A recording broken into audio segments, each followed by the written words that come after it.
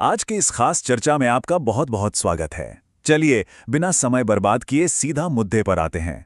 आज हम बात कर रहे हैं उस बेहद अहम सफर की, जहां एक साधारण लर्निंग लाइसेंस से आगे बढ़कर एक पक्के परमानेंट ड्राइविंग लाइसेंस तक पहुंचा जाता है। अब देखिए, ये कोई मामूली कागज का टुकड़ा नहीं है, बल्कि एक मजबूत पीवीसी कार्ड है जो पूरे 10 से 15 साल तक वैलिड रहता है। तो 2026 के नए नियमों और इस पूरी ऑनलाइन प्रक्रिया को आज हम डिकोड करने वाले हैं, ताकि इस प्रशासनिक उलझन को आसानी से सुलझाया जा सके। इस पूरे प्रोसेस को हमने 6 बहुत ही आसान स्टेप्स में बांटा है। पहले हम बात करेंगे परमानेंट लाइसेंस के सफर की, फिर ऑनलाइन पोर्टल को नेविगेट करना, बिना गलती के डॉक्यूमेंट अपलोड करना, फीस भरना, आरटीओ अपॉइंटमेंट लेना और आखिर में द फाइनल ड्राइविंग टेस्ट। तो चलिए इस सफर की शुरुआत करते हैं। तो हमारा पहला कदम है ये समझना कि आखिर इस पूरे सफर की मंजिल क्या है, यानी वो शानदार पीवीसी कार्ड हासिल करना। यहाँ सबसे बड़ी और जरूरी बात यह है कि ये प्लास्टिक का स्मार्ट कार्ड 10 से 15 साल तक के लिए वैध होता है। ये एक बहुत लंबा समय है, और इस लंबी वैलिडिटी का सीधा सा मतलब ये है कि फॉर्म भरते समय हर एक जानकारी बिल्कुल सटीक होनी चाहिए, क्योंकि एक बार कार्ड बन गया और कोई गलती रह गई तो वो गलती अगले 15 सालों तक साथ चलेगी। अब आते हैं हमारे दूसरे स्टेप पर, डिजिटल दुनिया में एंट्री, यानी परिवहन पोर्टल से लेकर एप्लीकेशन तक का सफर। आवेदन की शुरुआत होती है परिवहन.gov.in वेबसाइट से। वहां ड्राइवर या लर्निंग लाइसेंस वाले ऑप्शन पर क्लिक करके अपना राज्य चुनना होता है। इसके बाद अप्लाई फॉर ड्राइविंग लाइसेंस पर जाना है, और यहाँ ध्यान देने वाली बात है, होल्डिंग लर्नर लाइसेंस का ऑप्शन ही चुनना है, क्योंकि लर्निंग लाइसेंस तो पहले ही बन चुका है, राइट? अब इस पोर्टल पर कुछ ऐसे छिपे हुए जाल हैं जहां अच्छे लोग अटक जाते हैं। जैसे अपना लर्निंग लाइसेंस नंबर डालते वक्त स्पेस यानी खाली जगह का ध्यान रखना। अगर आरजे या यूपी जैसे प्रीफिक्स के बाद स्पेस है तो वो डालना अनिवार्य है, वरना सिस्टम डेटा नहीं दिखाएगा। ओटीपी डालते ही पुरानी जानकारी अपने आप भर जाती है। लेकिन रुको, यहां एक बहुत बड़ी गलती हो सकती है। उन सभी वाहनों को फिर से चुनना होगा जिनके लिए अप्लाई किया जा रहा है। अगर कार और बाइक दोनों चाहिए तो दोनों सेलेक्ट करने होंगे। सिर्फ एक चुनने पर परमानेंट लाइसेंस सिर्फ एक ही वाहन के लिए बनकर आएगा। और हां, जो नया एप्लीकेशन रेफरेंस नंबर मिलेगा ना, उसे तुरंत कहीं लिखकर या सेव करके रख लेना चाहिए। चलिए अब बढ़ते हैं तीसरे और सबसे ज्यादा दिमाग खराब करने वाले स्टेप की तरफ, यानी बिना किसी गलती के डॉक्यूमेंट अपलोड करना और टेक्निकल लिमिट्स को पार करना। यहां सबसे बड़ी टेक्निकल रुकावट सामने आती है, 500 केबी की लिमिट। मतलब जेपीजी या पीडीएफ फाइल का साइज 500 केबी से ज्यादा होना ही नहीं चाहिए।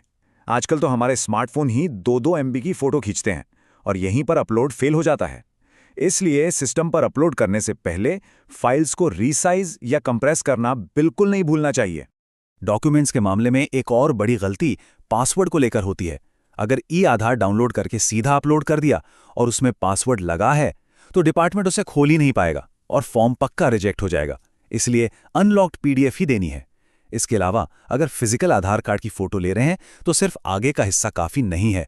हमेशा आगे और पीछे दोनों हिस्सों को जोड़कर एक सिंगल फाइल बनानी है, फिर अपलोड करना है।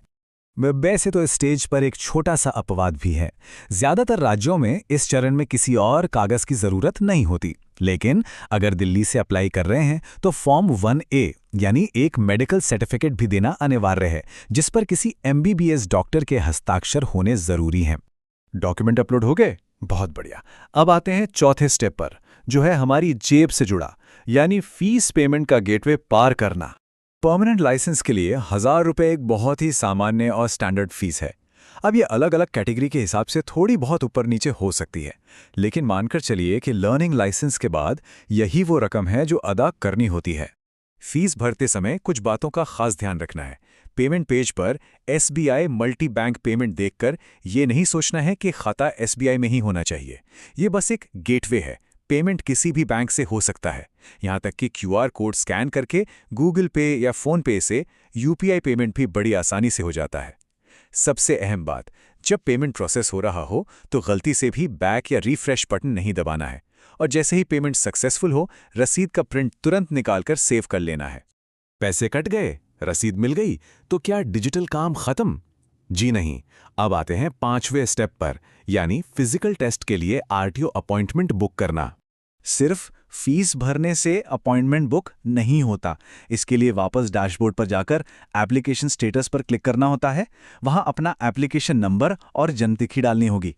यहां एक बार फिर ध्यान दीजिएगा, उन सभी गाड़ियों को दोबारा चुनना जरूरी है जिनका टेस्ट देना है। इसके बाद स्क्रीन पर एक कैलेंडर खुलेगा जिसमें हरे रंग की तारीखें दिखेंगी। ये हरा रंग बताता है कि स्लॉट खाली है। बस अपनी सुविधा से कोई भी हरी तारीख चुन लेनी है। तारीख के बाद बारी आती है समय की। आरटीओ में आमतौर पर 3 स्लॉट होते हैं, सुबह 10 से 12, दोपहर 12:30 से 2:30 और शाम 3 से 5 बजे तक। एक छोटी सी टिप, अगर आरटीओ ऑफिस घर से काफी दूर है तो दोपहर का समय चुनना एक समझदारी भरा फैसला हो सकता है, ताकि सफर करके वहां समय पे पहुंचा जा सके। तो स्क्रीन के सामने बैठकर करने वाला सारा डिजिटल प्रोसेस तो पूरा हो गया, लेकिन इसके बाद क्या? खैर, इसके बाद डिजिटल दुनिया छूट जाती है और असली चुनौती शुरू होती है। जी हां, हम बात कर रहे हैं हमारे छठे और आखिरी स्टेप की, द फाइनल ड्राइविंग टेस्ट, यानी असली दुनिया की सड़कों पर अपनी काबिलियत साबित करना। अपॉइंटमेंट वाले दिन तय समय से कम 30 से 40 मिनट पहले आरटीओ ऑफिस पहुंच जाना चाहिए। आपको पता ही है कि सरकारी दफ्तरों का माहौल थोड़ा व्यस्त और भागदौड़ वाला होता है, इसलिए ये एक्स्ट्रा बफर टाइम वहां की चीजों को समझने और व्यवस्थित होने में बहुत मदद करता है। और हाँ, टेस्ट के दिन खाली हाथ बिल्कुल नहीं जाना है। ये चेकलिस्ट बहुत काम आने वाली है। असली आधार कार्ड, पैन कार्ड और अगर कोई मार्कशीट लगाई है तो वो भी साथ होनी चाहिए। इसके अलावा ऑनलाइन भरे गए सभी कागजात, जैसे अपॉइंटमेंट स्लिप, पेमेंट की रसीद, प्री फिल्ड एप्लीकेशन फॉर्म और फिजिकल फिटनेस फॉर्म, इन सब की प्रिंटेड कॉपी हाथ में होनी ही चाहिए, वरना टेस्ट दिए बिना ही वापस लौटना पड़ सकता है। अब एक बहुत बड़ी गलतफहमी की बात करते हैं। अक्सर यह माना जाता है कि आरटीओ वाले टेस्ट के लिए अपनी गाड़ी देंगे, पर असलियत यह है कि कई जगह सरकारी गाड़ियां उपलब्ध ही नहीं होती हैं। इसलिए अक्सर खुद की गाड़ी लेकर जानी पड़ती है। और नियम तो यही कहते हैं कि जितने भी वाहनों जैसे कार और बाइक के लिए अप्लाई किया गया है, उन सभी को चलाकर दिखाना होगा। लेकिन यहीं पे एक दिलचस्प बात देखने को मिलती है। कई आरटीओ ऑफिस में एक बहुत ही अलग नियम होता है। अगर एक बड़ा वाहन, मान लीजिए कार, चलाकर दिखा दी जाए तो वे कभी-कभी बाइक का टेस्ट माफ कर देते हैं। हालांकि ये पूरी तरह से इस बात पर निर्भर करता है कि वो स्थानीय आरटीओ ऑफिस किस तरह काम करता है, क्योंकि नियम अलग-अलग एरिया के हिसाब से काफी बदल सकते हैं। तो इस पूरी चर्चा को समेटते हुए एक बड़ा विचारणीय प्रश्न सामने आता है। जब नियम स्थानीय स्तर पर इतने ज्यादा बदल जाते हैं, तो ये सोचना वाकई दिलचस्प है कि अलग-अलग आरटीओ ऑफिस के क्या अनोखे नियम होंगे जो फाइनल टेस्ट के दिन को प्रभावित करेंगे। इसका जवाब जानने के लिए तो थोड़ी स्थानीय स्तर पर पूछताछ करनी ही पड़ेगी। इस चर्चा में हमारे साथ जुड़े रहने के लिए आपका बहुत बहुत धन्यवाद। बस सीखते रहिए और हमेशा सुरक्षित ड्राइविंग को बढ़ावा दीजिए।